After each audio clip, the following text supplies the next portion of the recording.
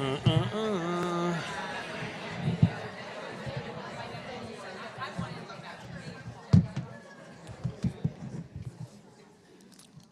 evening. Oh, you can do better than that. Good evening. Good evening. Oh, so good. That was a good one. My name is Cleve Corner. I'm the manager of author and speaker engagement here at the Pratt. Thank you so much for coming out this evening. A little housekeeping before we start. Catherine and Betsy are going to speak for 45 minutes, and then we'll have time for your questions, about 15 minutes or so. If you have a question, I ask you to direct it to that microphone there, and there will be a microphone over here. That way everyone in the room can hear it, but also we stream 90% of our programs, so if you ever can't make it out to a program, you can check to see if it's on the Pratt's website, and that way people at home can hear it. After the program, Catherine would be happy to sign the books that you purchased from our book-selling partner, Ivy Books, just outside. So please stick around for that as well. Again, thank you so much for coming out, and I'm now going to read my introduction. This evening, I'm happy to welcome Catherine Newman to the Pratt Library to discuss her new novel, best-selling novel, and November 2025 Good Morning America Book Club pick. Hey, that's not for nothing. Wreck. The acclaimed best-selling author of Sandwich is back with a wonderful novel, full of laughter and heart about marriage, family, and what happens when life doesn't go as planned. If you loved Rocky and her family on vacation on Cape Cod, wait until you join them at home 2 years later. And if this is your first meeting with this crew, get ready to laugh and cry and relate. Rocky, still anxious, nostalgic, and funny, is living in Western Massachusetts with her husband Nick and their daughter Willa, who's back home after college. Their son Jamie has taken a new job in New York, and Mort, Rocky's widowed father, has moved in. It all couldn't be more ridiculously normal until Rocky finds herself obsessed with a local accident that only tangentially affects them, and with a medical condition that she hopes won't affect them at all. This evening, Catherine will be joined in conversation by author Betsy Boyd. Catherine Newman is a New York Times bestselling author of the memoirs Catastrophic Happiness and Waiting for Birdie, the middle grade novel One Mixed Up Night, the kids' craft book Stitch Camp, the bestselling how-to book for kids, How to Be a Person and What Can I Say, and the novels We All Want Impossible Things and Sandwich. Her books have been translated into a dozen languages.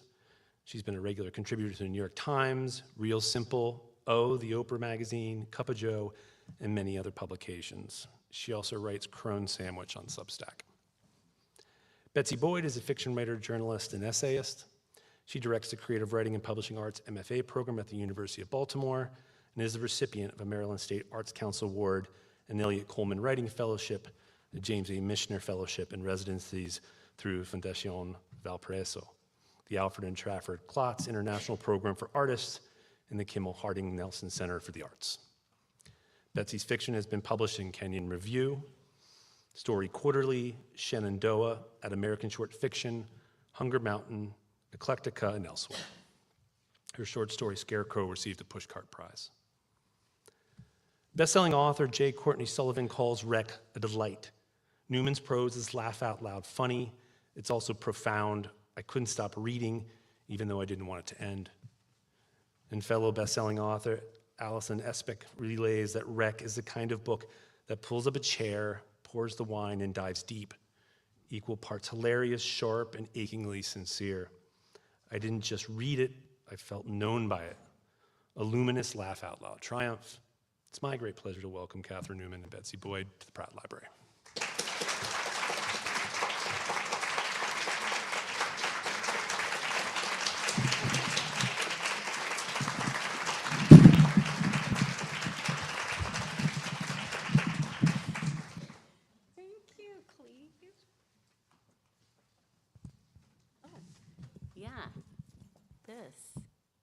Hang on. Does this work too for reading? Maybe give it a try. I think it would. I know that I'm so excited. It's a great microphone. Yeah, we want Catherine to start with a reading, right? Let's cheer her on. Yes. Just like right now. Well, I think that's a great way. Just like break the ice. Everyone wants to hear you read, and this novel is so funny and charming. And as soon as I read Sandwich, I went into this over the last month, and I was so happy to be back with Rocky's family. I know that Cleve talked about the book a little bit, but I'm really struck by, and I want to talk about this with you, the way that you balance the tone. No, stay there. Stay there. I'm not going to be long. It's just going to take like 15 minutes for me to explain this. But the way that you balance that tone, it's like you're writing music, because it's so funny, and Rocky is funny like she was in Sandwich, but of course, in this book, there is a very serious accident between a train and a car, and a young man is killed toward the beginning of the book. And this family knows that young man. So it becomes a very epic story of ethics and family love. And now take it away, Catherine. Hi. Thanks for coming out.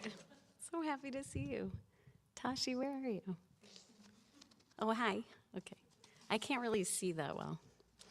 Or hear. It's going to be great. Okay, I'm going to read you part of one chapter.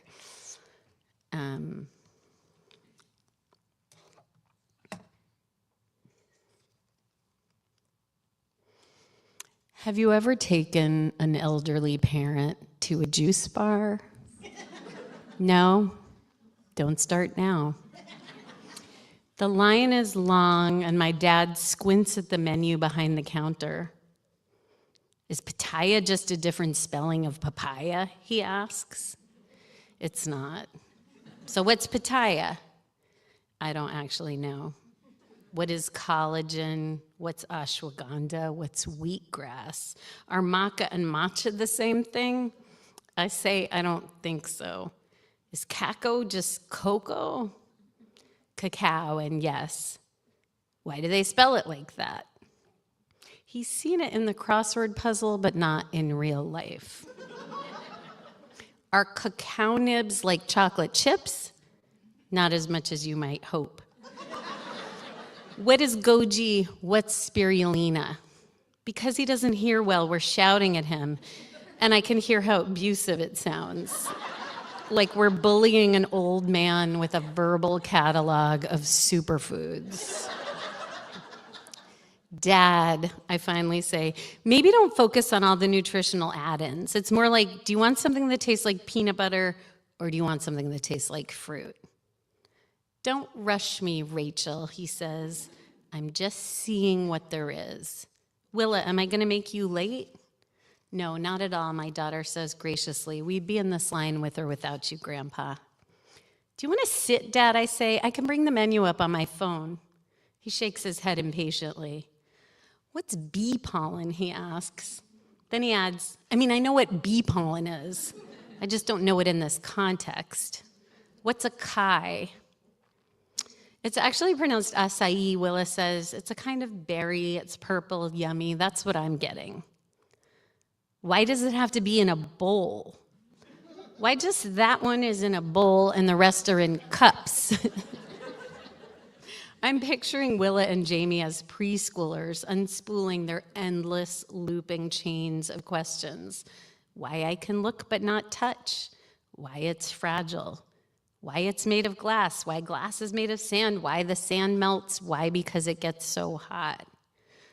It always ended with a stumper, like something about transparency, and you'd find yourself backed into a bewildering disquisition on amorphous solids. I've wondered that too, Willa says to my dad about the acai bowls. It's just the way they do it. It's a little thicker than a regular smoothie. Huh, my dad says. I think I'm going to get the pineapple and passion fruit drink, the Brazilian Queen. Are you sure you like passion fruit, I say? And my dad says, I guess we'll find out, Rachel.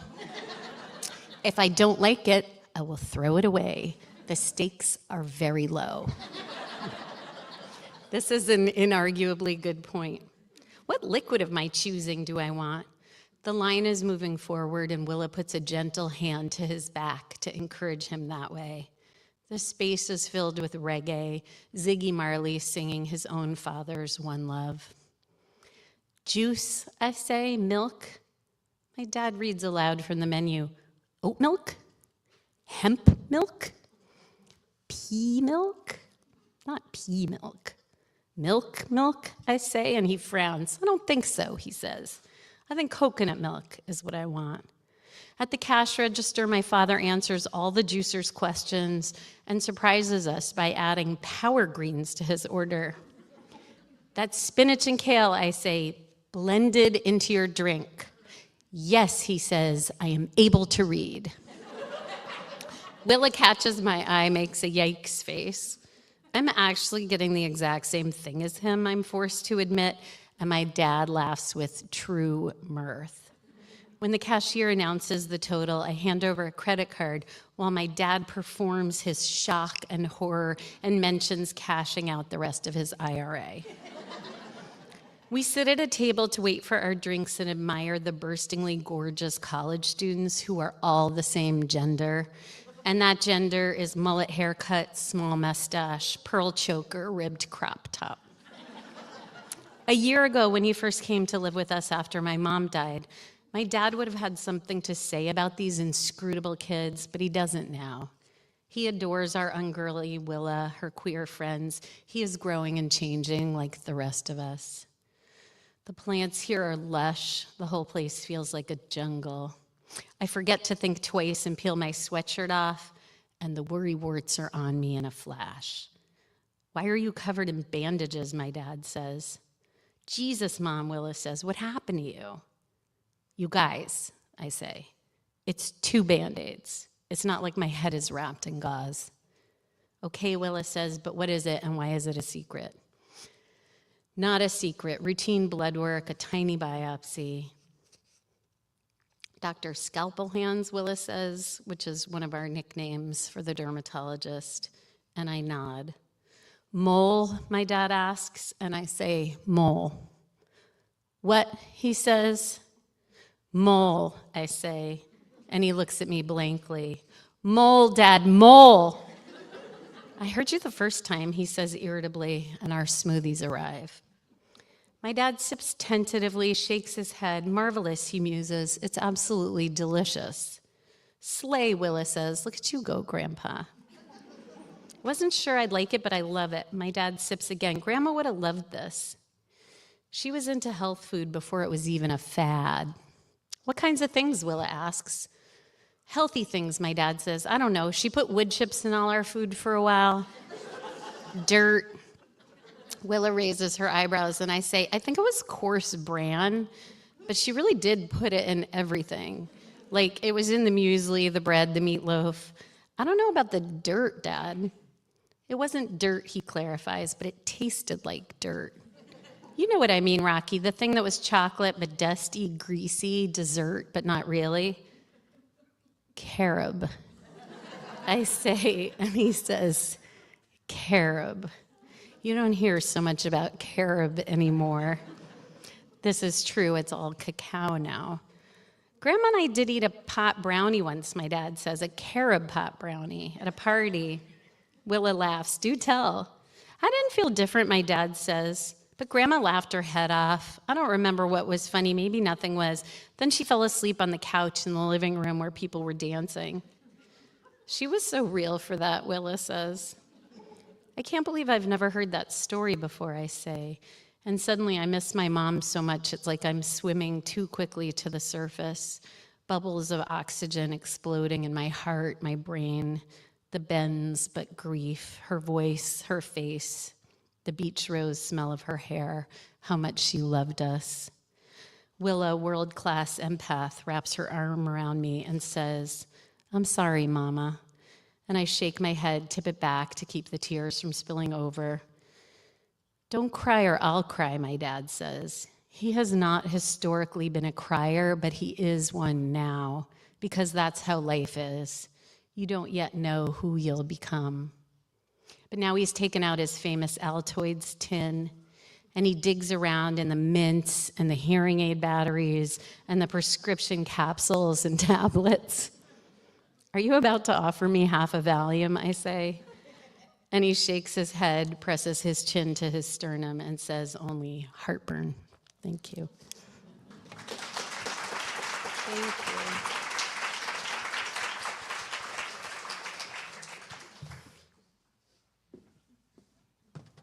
That was great. Thank you so much for reading. I might ask you to read a little bit more as we chat, Okay. because there's so many parts that I love. I love your listing. I'm glad you read the smoothie scene, because I remember well just laughing a lot when I read that. It's, you do great things with lists. With what? With lists. I can't say it tonight. Like a grocery list. Oh, yes. A list. I'm lisping on lists, but I you thought make you were good saying the word lists. lisps, and I was like, Yeah. wow, like information I don't have about myself, but like, great. Like, I'm glad to know. I think I have a late stage lisp coming on, but I don't know. I love a list in my own life. I think because it gives me a sense of something happening. So even making a list of things I have to order for my kids, Yes. online. And your lists are so poetic and playful. Do you edit those carefully? Like, how do you write? Just starting really small. How do you do that? Because there's like a lot of real fine-pointed humor in the book. And like, do you go over and over it? The question was, how do I write? How do you edit? How do I edit? How do you write, write? and how do I edit? And the lists. I'm just going to pick off a tiny part of that question. It's funny with lists because, like in Sandwich, at some point, there's a list of ways she's injured herself. I think that's in Sandwich. Sorry, maybe it's just She a does talk. listing. Yeah, she does talk about that. And but it's like- also and the it's- sandwich stuff, all the sandwich making, obviously. But there's a list specifically of ways she's injured herself, and I think it's like opening a tub of yogurt, playing mini golf, and napping. And so those are all ways I've injured myself in real life. And I had a running list, and the title of that list was Ways I've Injured Myself. And when it came time to write, to like pick stuff from it for the book, I did try to pick the best ones, but I kind of wanted to use all of it, but I didn't. I just picked a couple because there were some other ones that would have needed explaining, like playing capture the flag, which is not really self-explanatory. Did that answer your question? I'm really inspired. Yeah, I think I know what to do better now. But like, so on page 116 of Rec, chapter 21, my eyes are changing just like my tongue. Yeah, it's 21. I'm propped up in bed with pillows and cats and a novel I keep reading the same single paragraph of, and Willa is asleep beside me. She's got the hot water bottle pressed against her stomach, the trick-or-treat bucket on the floor, and on the bedside table, a glass of Coke and melted ice, an untouched muffin on a plate, the aromatherapy diffuser misting out the trademarked lavender basil scent of an oil blend called Anxieties, and a translucent orange bottle with today's date on its label, and 2 out of 3 benzodiazepine tablets still inside. And then it goes on. So yeah, there's just one more list that I loved. Thank you.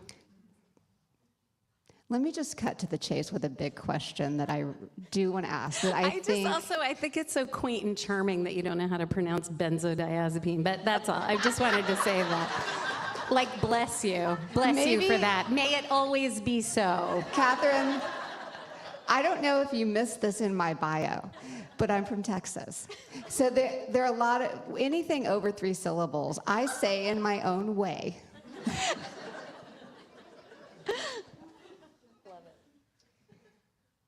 Okay, so I'm really interested in your trajectory I told you backstage in the green room that everyone I know in town is a writer. I have lots of good friends. One of my best friends in my entire life is on the 5th row. And really, I know such good writers, and we talk writing pretty much every day. And I was looking at, some facts about your career, and I see that you did a lot of memoir writing. And you've moved into publishing these glorious, very funny, humanistic novels that are, from what I gather, really close to the bone. And I wondered if you could talk about what autofiction is in your thinking, and if there are writers who do it that you really admire, and how far you drift from auto to like totally unreal. That's all. So autofiction as a term, which I do use, but isn't it like inherently embarrassing? Like when we say it, it's so don't you dorky. feel like we're like choking each other and jerking off? Like I just have like, I'm like autofiction, like it's so nasty. Are you thinking about Michael Hutchins when you say it? Am I thinking of what? Michael. Because it does. It had No, not I was just. It occurred to sounds me so that much I like think- autoerotic fiction or like auto asphyxiation. No, I'm thinking it does take me. It's such a bad word, and I couldn't because I like your work. I really like your work so much, and I couldn't help but go there because I love autofiction. Same. And I hate whenever I think I really want to write some autofiction. Then I think, oh, but it's so nasty. I don't want to say that. I'm a nice person. I do think that was, I mean, the funny thing about my career is if we only talk about the memoir writing, like bleeding into the fiction, you'll have such a warped sense of my actual career, which was mostly like hustling for, like, I've written all your alumni magazines, just for example. Wherever it is you went to college, I wrote your alumni magazine for like between 10 and 20 years. If there's a story you remember and you were like, that was pretty good, I may have written that. Like, did somebody donate a kidney from your class to like someone in an older class? I wrote that for Brown and for UConn. So I have not had a very glamorous writing career. I have really hustled. I was the primary, and this is the sad part, I was the primary wage earner in my household as a freelance writer. I was the one with the steady work. Okay, how horrible is that? Like, what a nightmare. So I was hustling all the time, and basically, I was so hard to live with, because anywhere we were, I was like, I'd be on the plane, and I'd be like, in-flight magazine. I'd look at the masthead, like make some notes. Like I was just hustling every minute of every day. And then I published a memoir partly because I had written this column for Baby Center. Did anyone read that column? Is anyone here an OG? Okay, bless you. Love you guys. So that column, I got hired to do it when I was pregnant with my daughter, who's about to turn 23. It paid $50 a week, and that was the steadiest part of my income at that time. That is not even a joke. But then I wrote it for long enough that it turned into a book, which I was able to sell. And anyways, I realize none of this is exactly the question you're asking, but so memoir, I'm sure some of you are writers. You said some of you are writers. Like memoir is like that show, you know that cooking show that's Chopped? Do you know that show? So they give you like a basket of things and you have to make dinner out of it. And in the basket is like pomegranate molasses and a piece of salmon and like something really perverted, like black licorice or whatever. And you just have to make dinner. And that's how I think of memoir, where it's like, here are the ingredients. Like, here's the things that happen to you. Like, go ahead and make a book out of it. And you're like, okay. And then fiction is this weird vertigo of like anything could happen. And so autofiction gives me like structure and reality, because otherwise I'm like,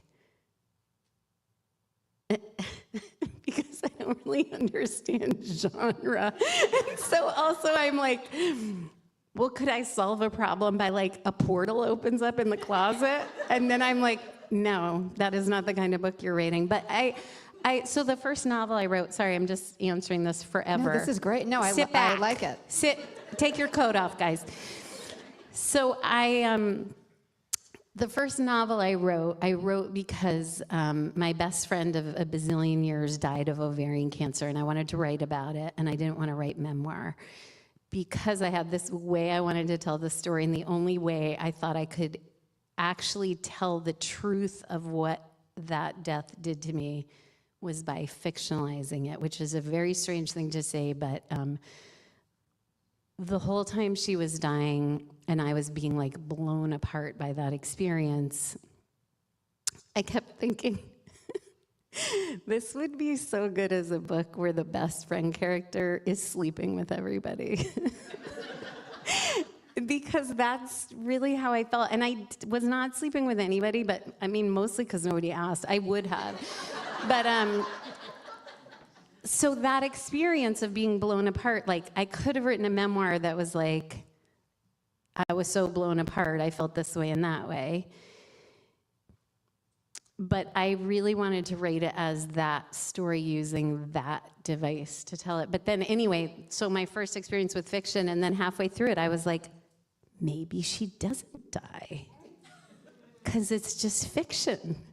And then I came to the table and said to my family, like, I'm starting to think maybe she doesn't need to die. And they were like, that's going to be a terrible book. Where like she rises up and like, but anyway, so fiction can only take you so far. That tells me so much. Just comparing memoir writing to Chopped. I can really relate. I've written enough memoir to know that, yeah, you don't always want to put the Cheetos in, but like, it's memoir. Yeah. So you have to. Yeah. So with all this freelancing that you've done, I too was a freelancer for a long time. I had to go to a special therapist in order to continue as a freelancer. Like, what's the worst thing that could happen if you freelance? You're probably not going to die, right? But you're broke. So, but what did it teach you to be like schlepping and like be on deadline? And, you know, how did that? I mean, I'm an incredibly disciplined writer, truly, and it's just from that, like from paying the bills. And like, people used to talk about like writer's block. And I was like, what the fuck are you talking about? Like, I was like, I'm writing like 15 things today and I just need to get them written.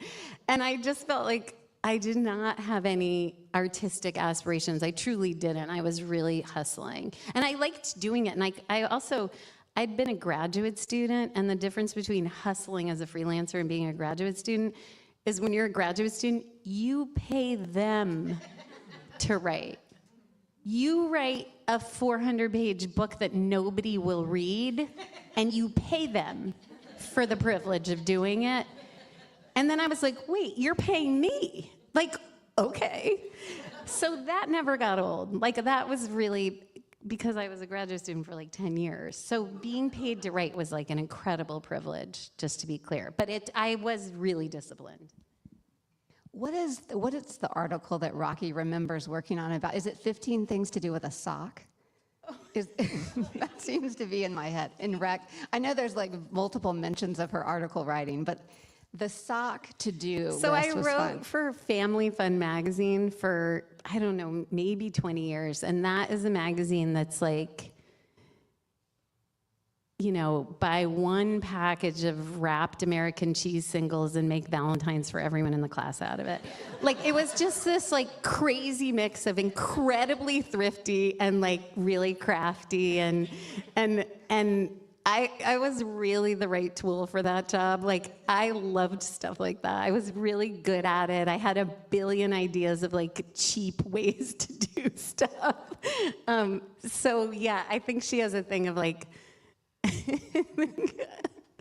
think she doesn't win a prize for her article about what to do with an old sock. She's up for one, though. And remind me the name of the conference? Because I thought that was really funny. I can't remember. It's very close to a real life conference, so I don't even want to say. But yeah, and she is in this It's book. Southeast Massachusetts, right? And They call it semen. Semen.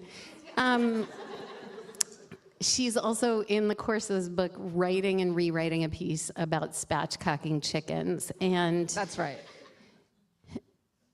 And I'll just say, I relate so hard to that.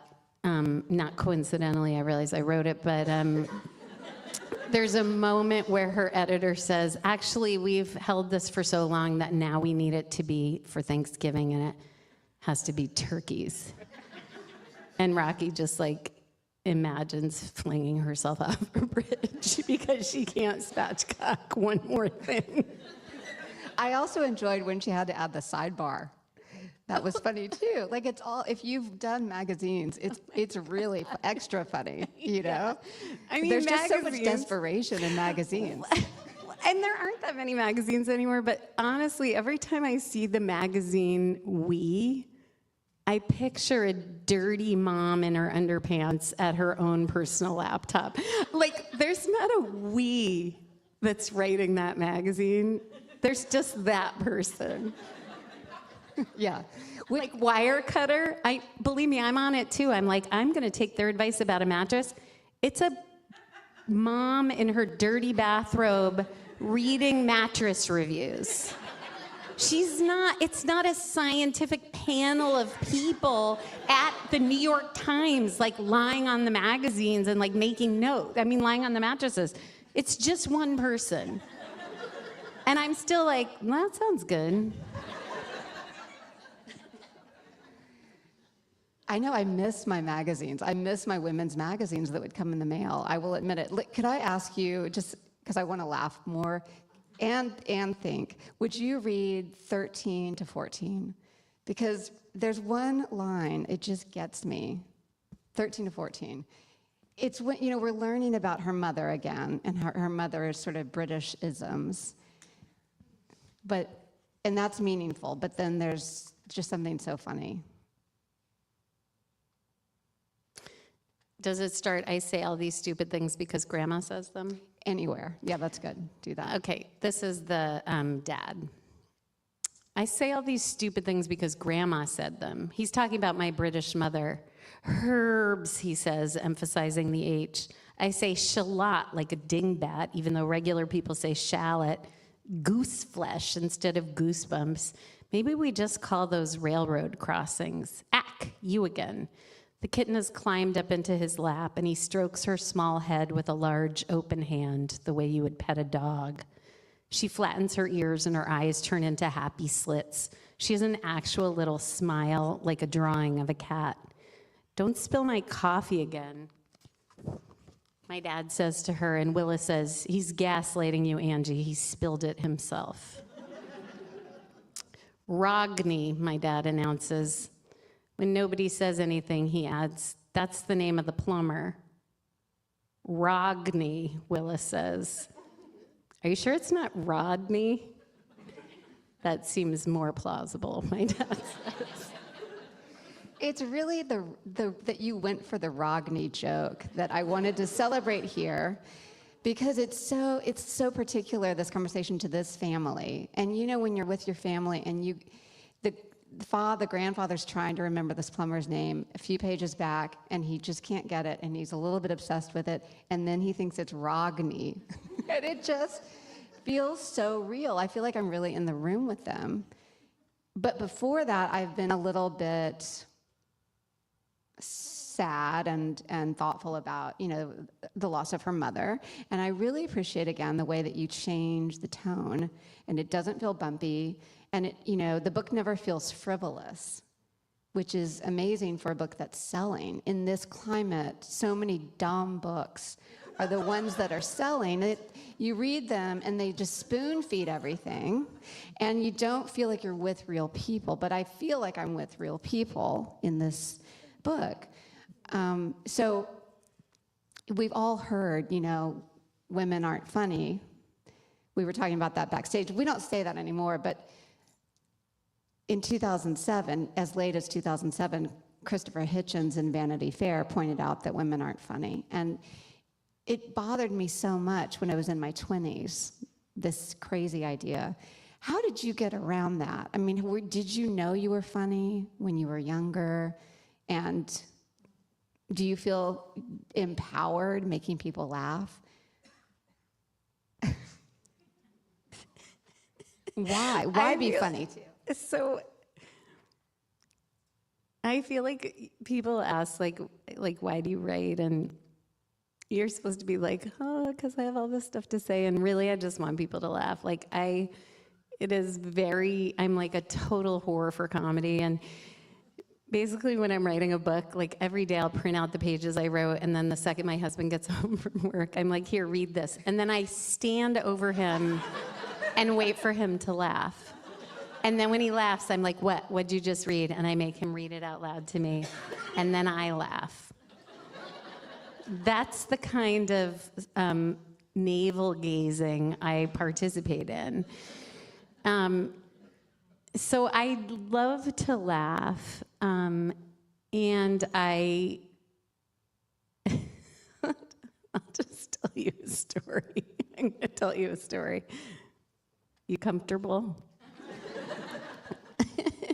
This is just like my story of right now that explains to me everything about the way I am, because, so you know how the world is just unbearably tender, like you can't even take it, but also things are so funny. Here's a story about that. So I'm on an airplane. I'm going to England, and there's an actual movie screen, like at my seat. I don't just have to use my phone. They're like going to show me something. And I end up watching this David Attenborough special. You know who that is, right? He's that naturalist. He's like 125 years old. And he's British, and he's so amazing and so reassuring. Like, I feel like, but anyway, I don't want to talk about like when David Attenborough dies, but I was about to say that. When David Attenborough, I'll just add him to my list of people I'm preemptively grieving. Anyways, so Parenthood. This is what this show is called. It's just called Parenthood. I'm half recommending it, but also you're not going to be able to take it. It's just parents in the natural world. And every single animal, I was like, I am not able to watch this. Like, it was like, it's like lions feeding their cubs, and all the babies are hungry, and it was so unbearable. And it's the birds with their mouths open, which just is exactly what it feels like to be a mom. You're like, Jesus Christ, like I just caught a rat like not a minute ago, and they're like, ah! Anyway, so I'm watching this show, and I'm like completely overwhelmed by it, and it gets to this little sea crab. A mom, okay, this little crab mom, and I mistakenly think I'm going to be able to handle this. Like, I don't care that much about crustaceans. Like, I feel like I don't have that much in common with them. Oh, I was so wrong. So her crablets is what they're called. Right away, I'm like, ooh. All her baby crabs, she's caring for them. They're all attached to her belly. They've hatched out of their eggs, but they're still attached to her. There's like 1,000 crablets on her belly. She has taken a sea anemone in each of her little crab claws, and she's like this. And anyone who comes anywhere near her, she swipes at them with a sea anemone, and the sea anemone stings it. And I was like, I have never felt so fucking seen in my entire life. And I cried so much that the British person sitting next to me turned like enough away just to like give me a little space. And I was just like, oh my God, I'm that crab with the sea anemones.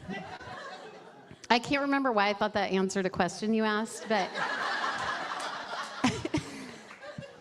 But it did. But surely. And I think it's time for the Q&A. So we will let the questions continue from the audience. I'll answer more like succinctly. Don't be afraid to ask something. About 15 minutes for your questions. Again, if you have a question, that mic there and this mic here. Take the first question over there. Well, first of all, hi. Thank you for writing your books. I'm the editor of our local alumni magazine, so if you would like to contribute, I will take your story and pay you. Also, thank you for writing books that help my husband see the next 12 to 15 years of our marriage. Okay, sorry. My question is a real softball pitch. We're also cat people, so I've never seen cats written so realistically. And I wanted you to tell me about your own cats that informed your cat writing, which I find the most compelling part of your novels. Seriously, I've read thousands and thousands of books, and there's never been cats represented so catfully.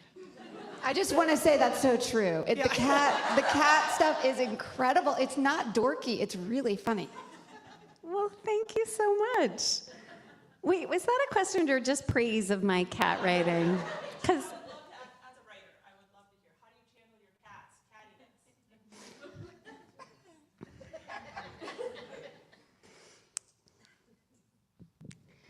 I mean, we talk in their voices a lot, so I know a lot about the kinds of conversations they would have.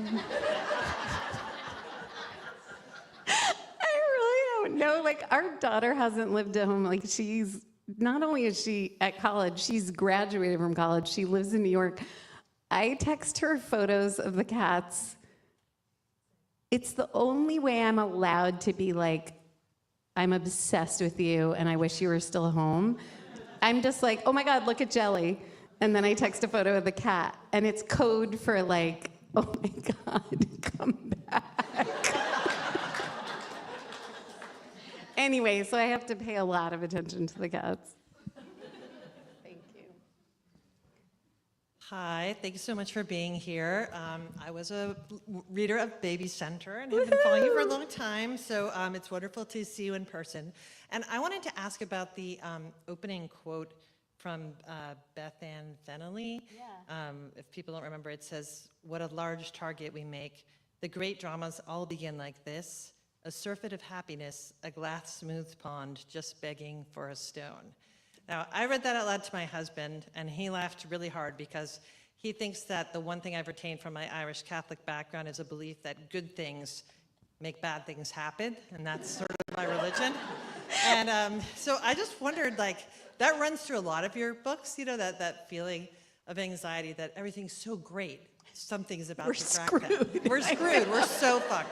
So I just wondered, does writing help you with that, or does it, does it work through it, or how does that relate to your writing, and has it changed at all over time? That's such a great question. Thank you.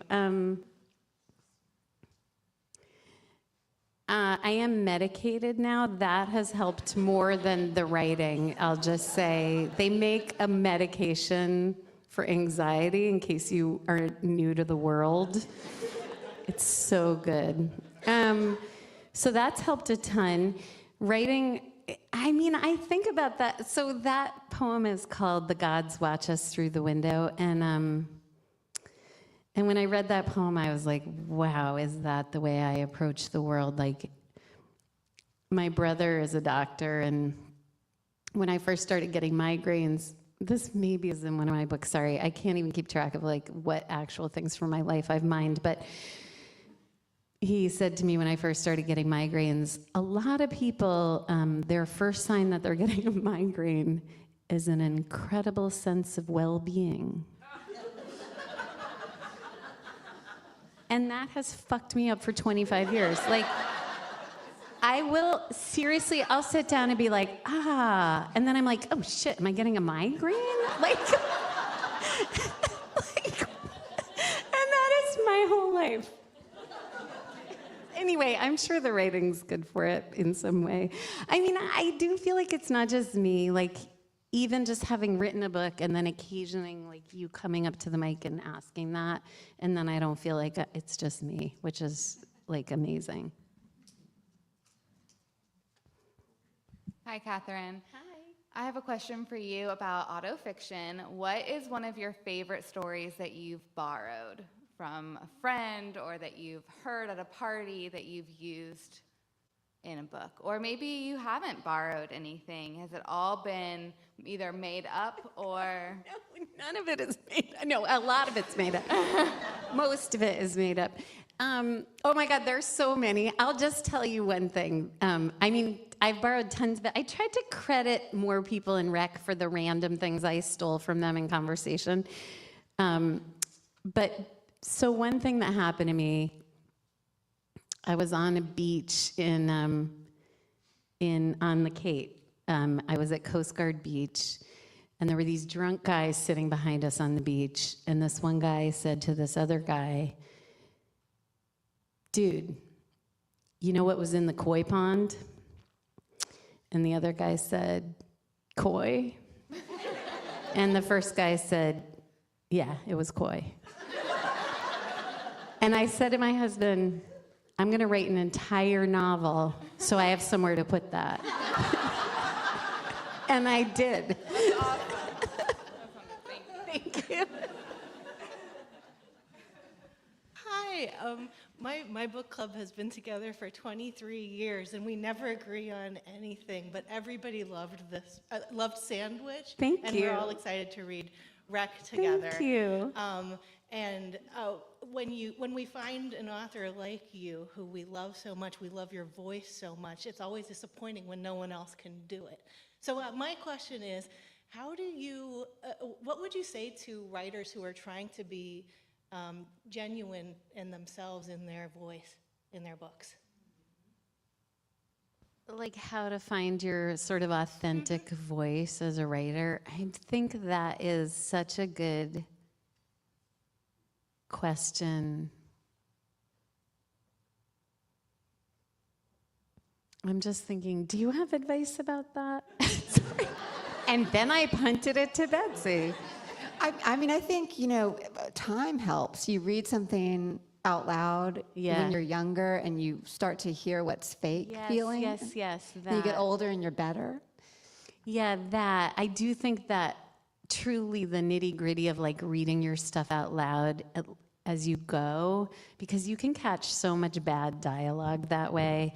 Anything that starts, bad dialogue when you've written it, because you're reading it out loud and it just goes on in this really weird expository way. And you realize no one ever is like, well, we left for the vacation, but then our car broke down. And you're like, that's not real. So I guess reading out loud is a great one, but I think something more, reading a lot too, just not because other people's voice helps you find your own, but it helps you understand what voice even is really. Talking a lot, because that's your voice. Actually, I go for walks and sort of mutter to myself, and you can imagine the neighborhood. They're like, here she comes, go into the house. Don't talk to her, she's crazy. But I think that's really great, though. It's great to talk to yourself, and you take your phone and do a memo or whatever, and it's so valuable. Try that. Okay. Please. Hello, thank you so much for being here. I hope you have a chance to enjoy Baltimore, because it's the greatest city in America. I so enjoy your reading and your writing and your reading, and I was wondering if you could speak to writing autofiction and having your loved ones know that you are putting their stories and their personalities out in the world. Thank you. That is a question I do get asked. It's an excellent question. There are a couple true things about it. One is that, my kids correctly feel like these books are love letters to them, and they are. But then again, they are also love letters to my parents, and my dad doesn't always feel that way. So my dad So the dad character is also in the first novel I wrote. I mean, that honestly should have just been the same family. Back then I was trying harder to make it not be as close to my life. But in that book, the dad character is like, because he's not in it that much, when he shows up, it's basically in a car on the way to the funeral, and he's nagging the main character's husband about taking the FDR drive when he really should be going on the Henry Hudson Parkway. Okay, that I lifted right from life. That did happen. I was in the back seat like, Dad, could you just not? We're going to my best friend's funeral. Could you not be an asshole for like 5 minutes? So that's in the book, and my dad was so offended by it. Which, that's a hard life lesson about how to be. But then he was more in the other books. I don't know why I'm like answering this just about my dad, but the kids are always so easy. Like, Ben was like, oh my God, the kids in Sandwich are having so much sex. Like, that's like so dismaying to me, which was really funny. But then the dad, weirdly, the only book my dad has loved the representation of him in is Rec. He loved Rec. And now he sends me these really funny texts, like he always has, and then he'll add a little coda, like, feel free to use that. And I'm like, okay, Dad. And like last week, I got a text from him that was like 3 separate texts about how he was digging through the Zabar's creamed herring, because once you eat all the fish, then there's just the onions, but if you dig through them enough, there might be a piece of fish. This was a text I got, like a ding. I was at a meeting, and I have him like on breakthrough because he's 93 years old. And so these texts are dinging in, and everyone's like, is your dad okay? And I'm like, yes. He's fine. But then at the end of it, he was like, feel free to use that. And I did.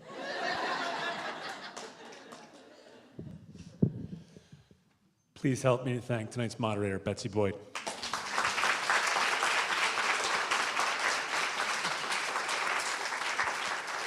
And this evening's author, Catherine Newman.